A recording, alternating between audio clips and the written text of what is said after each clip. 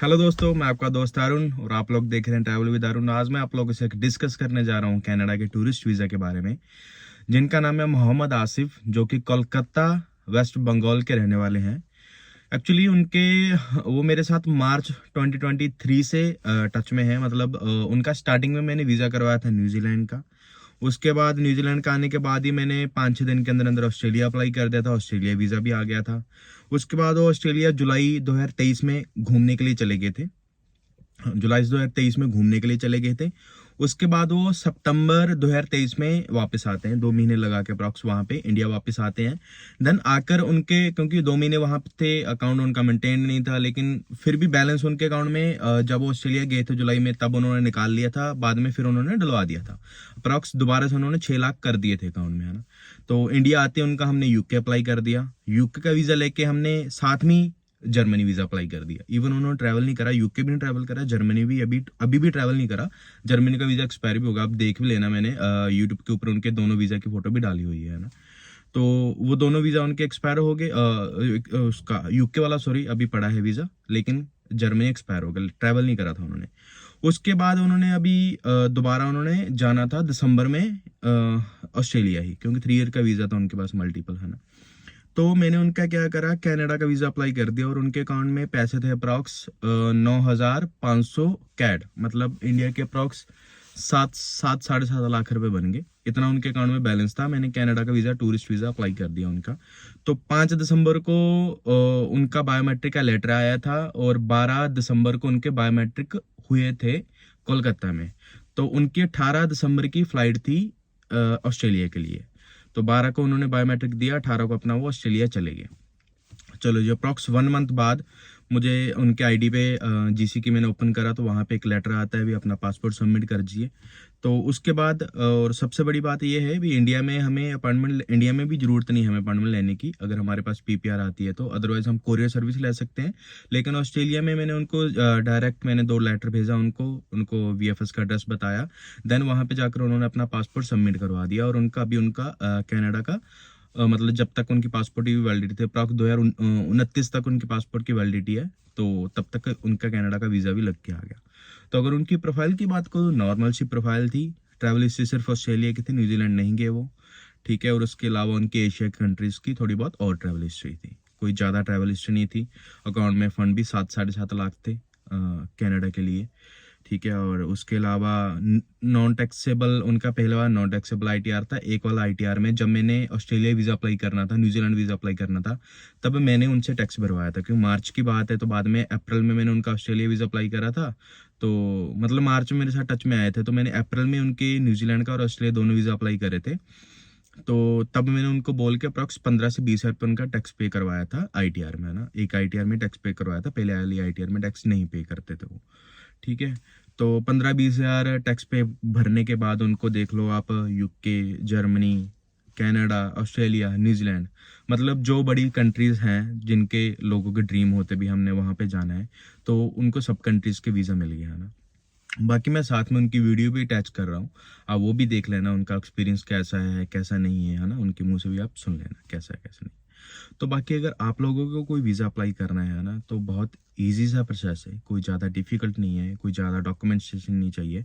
और इवन के इनके कोई प्रॉपर्टी के डॉक्यूमेंट्स भी मैंने अटैच नहीं करे। कनाडा में मतलब लोग कहते हैं सी रिपोर्ट अटैच करो, प्रॉपर्टी वैल्यूएशन अटैच करो, मैं कहता हूँ मत करो, नॉर्मल से डॉक्यूमेंट्स अटैच करो। क्योंकि यार कनाडा वाले पता क्या है, सिर्फ 5 कॉलम देते हैं, 5 फोल्डर देते हैं, जिसमें हमें सारे डॉक्यूमेंट सबमिट करने होते हैं। 5 कॉलम है, और ऊपर से ये बात भी सुनो ना, फाइल का जो पीडीएफ का साइज 4 MB से कम होना चाहिए। 4 MB 4.1 भी होगा फिर भी सबमिट नहीं करेगा।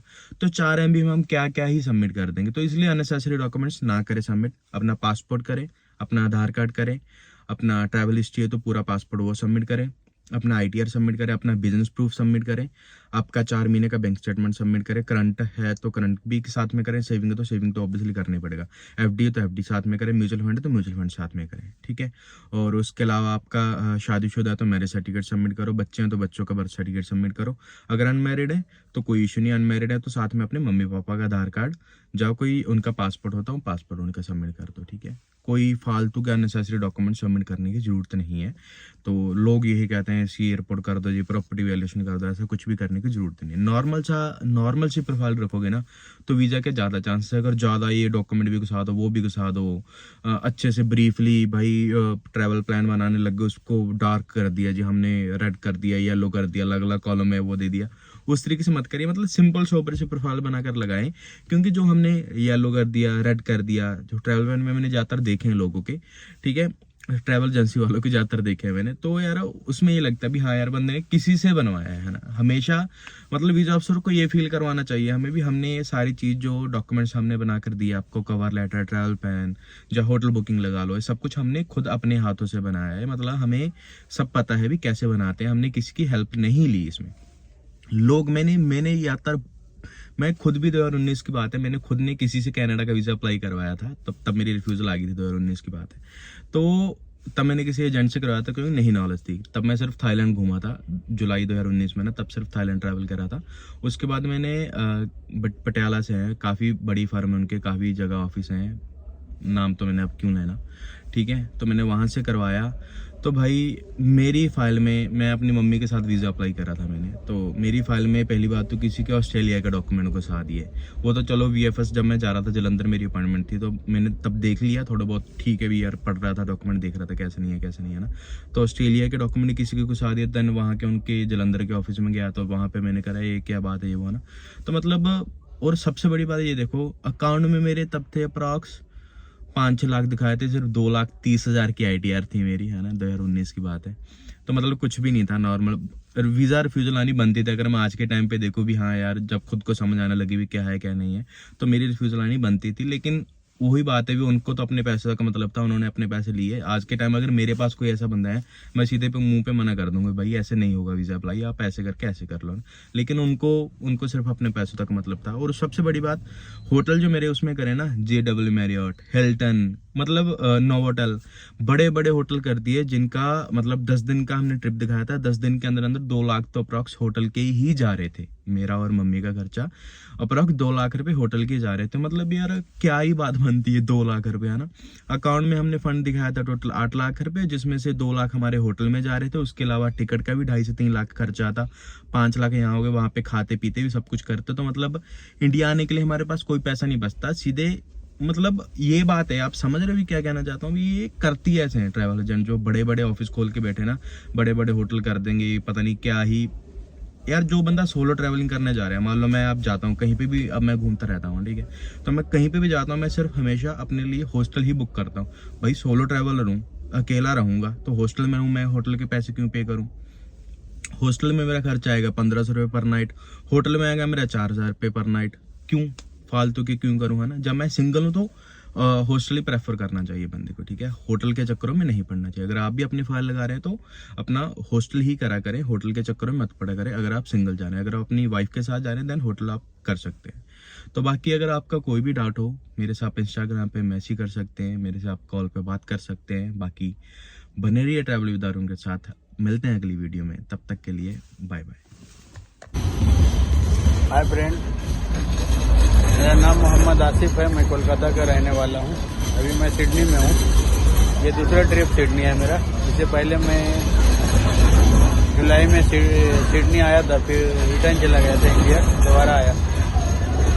अरुण भाई का नंबर मुझे यूट्यूब पे मिला। सारा वीज़ा मेरा अरुण भाई ने कराया, न्यूजीलैंड का करवाया, ऑस्ट्रेलिया, लंदन और जर्मनी का। कनाडा अप्लाई करके आया था मैं, ऑस्ट्रेलिया दूसरा ट्रिप है ये मेरा। अभी मैं सिडनी में हूँ। तो अरुण भाई से मेरे फ़ोन पे ही बात होती है, उन्होंने बहुत अच्छी तरीके से गाइड किया है फ़ोन पे, और जो भी है सारा कुछ समझाया और वीज़ा अप्लाई किया, तो सारा वीज़ा सक्सेसफुली आया। अरुण भाई बहुत अच्छा काम करता है। जो भी भाई को वीज़ा का ज़रूरत है वो अरुण भाई से कांटेक्ट करें और उनसे बात करें, उसका वीज़ा आएगा। बैंक बैलेंस ज़्यादा कुछ नहीं है मेरा, 5-6 लाख ही, जैसे नॉर्मल रहा तो वैसे ही रहता था। तो अरुण भाई की वजह से अभी मैं सिडनी में हूँ और कनाडा का अप्लाई करके आया था मैं फर्स्ट ट्रिप में इंडिया से। अभी पासपोर्ट सबमिशन का रिक्वेस्ट आया है लेटर, तो अभी मैं सिडनी में पासपोर्ट जमा किया हूँ।